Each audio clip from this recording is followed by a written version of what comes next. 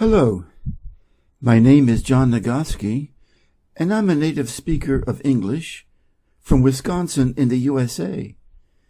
I would like to introduce to you my English reading channel with questions and answers. Christopher Columbus, 1435 to 1506. One day in the autumn of 1486, a stranger knocked at the gate of a convent called La Rabida, not far from the little Spanish seaport of Palos.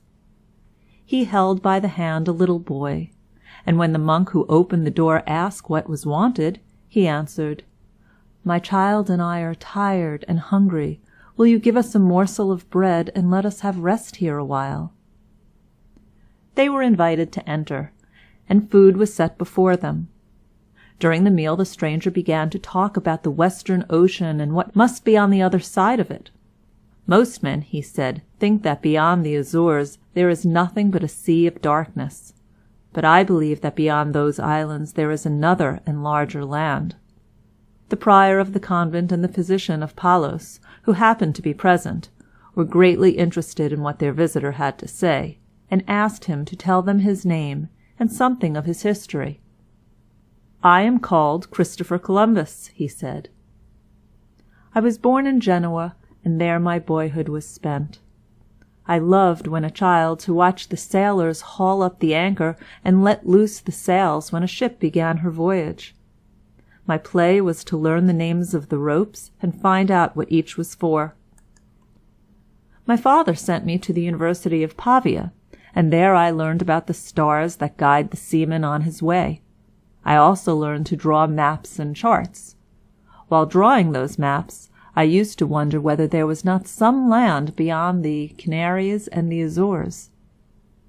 At 15 I became a sailor. I went on voyages to England and Ireland, to Greece and elsewhere. On one of my voyages our ship was wrecked on the rocky coast of Portugal, but I got to land by the help of a plank. I stayed a while in Portugal, and there I married the daughter of a sea captain who was the governor of Porto Santo, one of the Madeira Islands.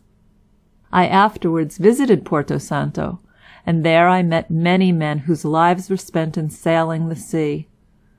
They told me some wonderful tales.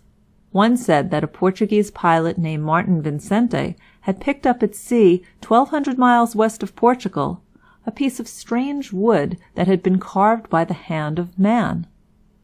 My brother-in-law said that he had seen at Porto Santo great pieces of jointed canes, and that a friend had told him about 2 human bodies which had been washed up at Flores, very broad-faced, and not at all like Christians. All these things made me believe more firmly in the idea of a land to the westward, and at length I determined to find that land. But I was poor. I could not buy a ship nor pay a crew. I went to my native Genoa, where the masts in the harbor rise as close as the trees in a wood. I explained my plans to the rich merchants there and begged them to help me. But my countrymen were afraid to send any vessel of theirs beyond the Azores. They thought that west of those islands there was nothing but the sea of darkness. I went to Lisbon and asked the Portuguese king for help. Again I was disappointed, but I was not discouraged. I then came to Spain, and at last the good Queen Isabella heard my story. A council of learned men was called to consider my plan. They said it was wild, and advised Her Majesty to give me no aid. Thus I am again disappointed. The little money that I had is spent, and I am a beggar. It seems as if the world is against me, yet I am sure that there is land beyond the sea. The prior, the physician, and the monks who had gathered about Columbus were much interested. Father Perez, one of the monks, had been confessor to Queen Isabella, and he wrote a letter to her begging that she would see Columbus again. She consented, and Columbus went from the convent to the palace to see her. The Queen again refused his request, and Columbus set out for France, hoping that the king of that country might help him. But one of the officers of Isabella's court persuaded her to change her mind, and a messenger was sent to bring Columbus back into the royal presence. King Ferdinand and Queen Isabella were in camp at Santa Fe near Grenada, which they had but lately captured from the Floors, and there they signed an agreement to supply Columbus with 2 ships and to pay the crews. It was easy for the sovereigns to promise crews and to pay them, but it was very hard to find men who were willing to sail on such a voyage. Even the criminals who were promised pardon if they would go refused. To sail into the Sea of Darkness seemed certain death to them. At last, however, all difficulties were overcome. 2 wealthy gentlemen added a 3rd ship to the 2 supplied by the king and queen, and the wonderful voyage began. The Santa Maria, with a crew of 50 men, was commanded by Columbus himself. The Pinta, with 30 men, was in charge of Martin Pinzon, and the Nina, or Baby, with 24 men, was commanded by Martin's brother, Vincent Pinzon. At 8 o'clock in the morning of August 3rd, 1492, the sails were hoisted, and the little expedition left the harbor of Palos. On the 3rd day out, the Pinta lost her rudder. Fortunately, they were not far from the Canary Islands. They therefore steered for Tenerife, where they had the vessel repaired. When they had sailed about 6 weeks, they were astonished to find that the magnetic needle varied from its usual direction. Soon after observing this, they reached a part of the ocean where a great field of seaweed lay all around them. This was what is called the Sargasso Sea, and the ships of Columbus were the first that ever sailed across it. They observed another strange thing. The wind in this part of the ocean blew steadily, night and day, to the westward. It was the northeast trade wind, which was unknown to sailors along the coast and in the inland seas.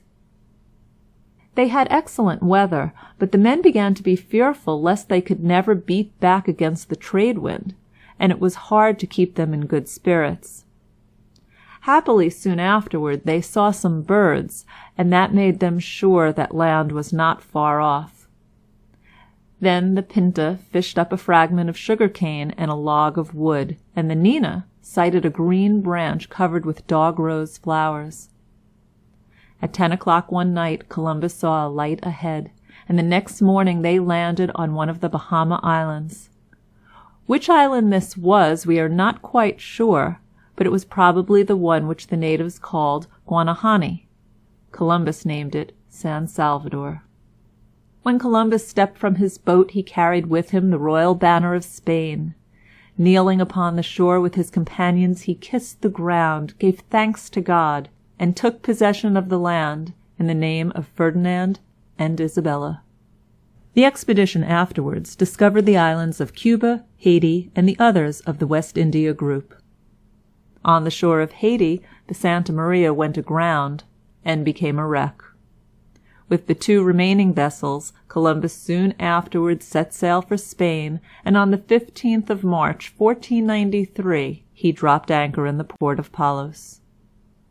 Ferdinand and Isabella were then at Barcelona, and they received him with great honor. He showed them curious plants and gaily colored parrots, and more interesting than these, 9 natives whom he had brought from the newly discovered islands. There was now no doubt that Columbus was right, and that the Sea of Darkness beyond the Azores was only a dream. It was determined that Columbus should make another expedition. In 6 months, 17 vessels and 1,500 men were ready to sail, and the second great voyage was begun.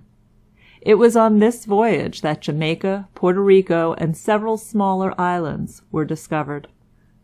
Most of the 1,500 men, however, went with Columbus not in the hope of discovering new lands, but for the purpose of colonizing the island of Haiti. Columbus had learned on his first voyage that on that island there were deposits of gold, so now a mining town was founded in the gold region of Haiti, and the work of digging was begun. But the Spaniards were not fond of work. They therefore made slaves of the natives and forced them to dig in the mines, and a large quantity of gold was secured. Some of the greedy colonists thought of another and easier way of making money. They captured a number of the natives and sent them to Spain to be sold as slaves. And strange to say, Columbus permitted this. When Queen Isabella heard of it, she was very angry with Columbus, and asked him who had given him the right to make slaves of her subjects. She commanded that every one of the Indians should be made free and sent home. This enslaving of the Indians was the beginning of the downfall of Columbus. Isabella never afterwards felt toward him as she had before. However, when he returned to Spain, he related a pitiful tale about the sufferings of the colonists in Haiti, and the Queen furnished him with supplies for them, and provided a fleet of 6 vessels with which he set sail on May 30th, 1498. On this third voyage a new land was discovered. One day 3 hilltops were seen rising out of the sea, and soon the ships approached a large island. Columbus called it, from its 3 peaks, Trinidad, and the island is still known by that name. From Trinidad they sailed to the southwest until they approached another shore. Columbus had now discovered the southern grand division of the New World, but he did not know this. He supposed that the land was only another island. He was anxious to get back to the colony on the island of Haiti, and so sailing now to the northward, the ships in due time reached their harbor. In Haiti there were men plotting against Columbus. Some of the colonists who had not found so much gold as they had hoped for returned to Spain and complained to the king that Columbus was managing the colony badly. Ferdinand and Isabella partly believed what they said. As Columbus had done one wrong thing when he made slaves of the Indians, the king and queen thought he might do wrong in other things. Accordingly they sent to Haiti a man named Bobadilla to take charge of the colony, and Bobadilla on his arrival accused Columbus of cruelty and injustice, and sent him to Spain in chains. The captain of the vessel in which he sailed wished to remove these fetters, but Columbus would not allow him to do so. He wore them to the end of the voyage and kept them as relics ever afterwards. As soon as the vessel reached Spain, Columbus wrote a letter to the king and queen, telling them what he had done and what had been done to him. When Isabella read it, she is said to have shed tears. His fetters were at once removed, and Ferdinand and Isabella refused to listen to the charges which Bobadilla had made against him. Columbus never so much as imagined that he had discovered a new continent. He supposed that Cuba, Jamaica, and the other islands which he visited were some of what he called the Indies, or islands near India. For a long time everyone else supposed so too, and hence it is that Cuba and the neighboring islands have always been called the West Indies. About this time the Pope divided between Spain and Portugal all the newly discovered lands, and all that might afterwards be discovered. The dividing line was a meridian passing 300 leagues west of the Azores. Spain's share was all that lay west of this meridian, and Portugal's all that lay east of it. Spain was jealous of Portugal and anxious to secure a part of that kingdom's share. Columbus suggested a way to do this. He assured Ferdinand and Isabella that by sailing still farther to the westward, beyond the West Indies, it would be possible to reach some of the islands which might be claimed by Portugal, and of course he was correct in this view. He asked the sovereigns for a fleet with which to make the attempt, and in 1502, with 4 ships and 150 men, he set sail from Cadiz. On the voyage he landed at Jamaica and other islands. But although he was absent for more than 2 years, he accomplished nothing of importance. He returned to Spain in 1504 and died 2 years later. His body was buried at Valladolid, but was afterwards carried across the ocean and interred in the Cathedral of Santo Domingo on the island of Haiti. When that island was ceded by the Spaniards to France, the remains of the great navigator were removed to Havana, and there they rested until after the war between the United States and Spain, when they were taken back to Spain.